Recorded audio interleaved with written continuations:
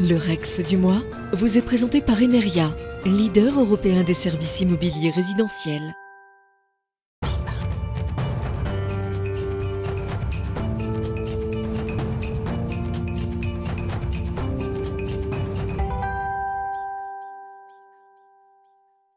Le Rex du mois, Caroline Ricross nous a rejoint. Bonjour Caroline. Bonjour Eva. Vous allez nous parler aujourd'hui du deuil au travail et de la manière dont il est géré en entreprise. Et oui, 88% des Français déclarent avoir vécu un deuil et une personne sur deux a été confrontée à un deuil dans le cadre professionnel. Et en fait, aucune tranche d'âge n'échappe à l'universalité de ce vécu. Perdre un parent, un ami ou encore un proche, eh bien, ça fait partie de la vie. Et pourtant, Eva, eh bien, la gestion du deuil en entreprise, c'est un sujet encore tabou en 2022. Pourquoi tabou, Caroline ? Parce que si le deuil est universel, nous ne réagissons pas tous de la même manière en fait face à lui. Chaque deuil est singulier, nous n'avons pas la même lecture du deuil. Et donc, au travail, ce n'est pas vraiment étonnant que gérer un deuil soit compliqué donc dans l'entreprise. Et pourtant, il faut agir.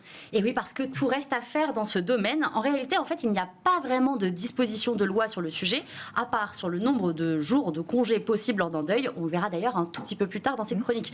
Donc, conséquence, d'après une étude qui a été réalisée en 2021 par le Centre de recherche pour l'étude et l'observation des conditions, qui s'appelle le CREDOC, 80% des salariés qui sont touchés par un deuil estiment que le soutien des ressources humaines est inadapté, inutile, voire même inexistant. Et pour cause, 58% des employeurs n'ont rien prévu au sein de l'entreprise en fait pour le décès d'une personne proche d'un collaborateur.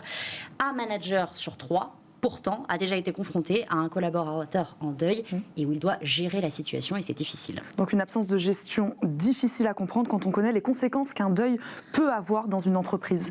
Oui, parce que s'il est mal géré, il peut coûter cher en fait à votre entreprise. Toujours d'après cette enquête réalisée par le CREDOC, les arrêts de travail liés à un deuil durent en moyenne 34 jours par an. Ils représentent 700 millions d'euros d'indemnités journalières chaque année pour la Caisse nationale d'assurance maladie. Un autre chiffre assez frappant, près de 4 salariés sur 10 ressentent des difficultés de maintien dans l'emploi quand ils font face à un deuil. Il y a même 11% des salariés qui décident tout simplement de quitter leur emploi parce qu'ils n'arrivent pas à faire face. Bon, comment on accompagne alors un collaborateur en deuil ? Eh bien, dans un livre blanc, l'association qui s'appelle Empreinte, qui accompagne en fait les adultes et les enfants qui traversent justement une période de deuil, liste en fait 10 propositions pour accompagner un collaborateur qui fait face à un deuil. Elle propose par exemple de créer un comité deuil dans toutes les entreprises. L'idée en fait, c'est d'anticiper l'accompagnement dont pourrait peut-être avoir besoin un salarié justement au sein de son entreprise à tout moment, dès le décès et puis la suite évidemment. Alors la création de ce comité implique d'abord différentes étapes. La première, c'est sensibiliser à la question du deuil justement en entreprise et c'est vrai qu'on ne le voit pas beaucoup dans les différentes entreprises. Il implique également de mettre en place un protocole interne à déclencher en cas de deuil en fait vécu par un salarié, que ce soit lors d'un décès d'un proche ou alors même lors d'un décès d'un collaborateur, parce que ça arrive aussi. Un protocole qui doit être adapté à la structure. Et puis, ce comité nécessite également de désigner et de former un référent deuil dans l'entreprise, donc il peut être un collaborateur ou une collaboratrice, la personne en fait vers qui on va pouvoir se tourner justement si on fait face à un deuil. Autre proposition également de l'association, choisir un binôme. Le manager, en fait, on le voit, ne peut pas gérer tout seul ce deuil, le deuil d'un collaborateur, donc c'est bien s'il est aidé. Surtout que souvent le lien hiérarchique peut aussi compliquer les choses et les relations sont parfois compliquées. L'association Empreinte recommande également la désignation par le comité deuil d'un binôme en fait donc propre à chaque situation de deuil. Son rôle est d'intervenir au plus près de la personne en deuil, de l'écouter, de la comprendre et peut-être de proposer des mesures à mettre en place pour aider cette personne qui fait face à un deuil. Selon l'enquête d'ailleurs toujours du CREDOC, 47% des personnes en deuil expliquent justement avoir reçu du soutien d'un collègue et ce soutien a été essentiel ou bénéfique justement pour faire face à ce deuil selon eux. Associer le collègue à la gestion du deuil semble donc très importante. Et puis enfin, dernière recommandation, pour mieux appréhender le deuil en entreprise, il faut soutenir le salarié dans la durée parce qu'un deuil forcément c'est long. Faire son deuil prend du temps, ça ne se règle pas en un claquement de doigts. De l'annonce du décès à l'entreprise et aux collaborateurs jusqu'aux obsèques, déjà il se passe un premier temps. Et puis ensuite il y a également l'absence du salarié pendant ce deuil et puis quand il revient au travail, c'est un second temps. Donc le deuil, ça prend du temps. Il faudra aussi peut-être une prise de conscience au niveau des pouvoirs publics, Caroline. Notamment sur le nombre de jours de congés autorisés pour une personne en deuil, parce que ce nombre de jours diffère selon le proche perdu. Saviez-vous, par exemple, Eva, qu'aujourd'hui, en fait, s'il n'y a pas de convention collective au sein de votre entreprise, eh bien, vous avez 3 jours de congé pour la perte de votre conjoint. 3 jours, c'est peu. Pas beaucoup. Pour la perte d'un enfant, la loi a allongé la durée du congé de deuil en 2020 seulement, de 5 à 7 jours ouvrés. 7 jours. Pourtant, 44% des Français et des Françaises estiment que ce congé de deuil pour le décès d'une personne proche devrait être minimum de 11 jours. Pour remédier donc à cette situation, l'association Empreinte propose dans un premier temps d'aligner la durée de congé accordée lors d'un décès sur celle qui concerne uniquement aujourd'hui le décès d'un enfant.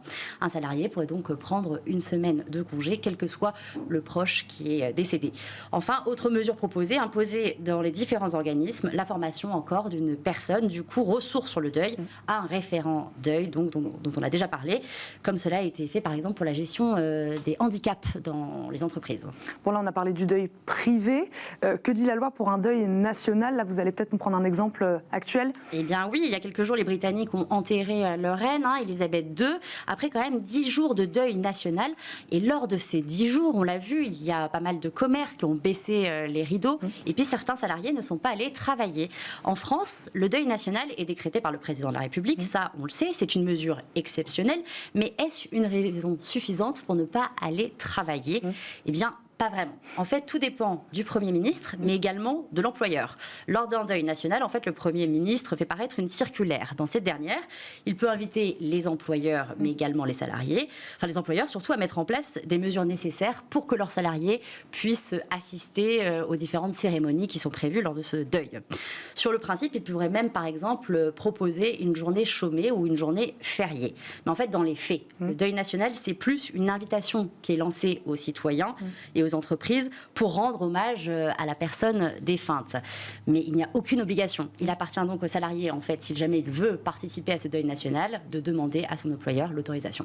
Et est-ce qu'on peut sanctionner un salarié qui serait absent le jour d'un deuil national? Eh bien, en cas de contentieux, ce sont les juges du fond qui vont trancher et qui vont apprécier justement au cas par cas les situations de refus de demande d'absence.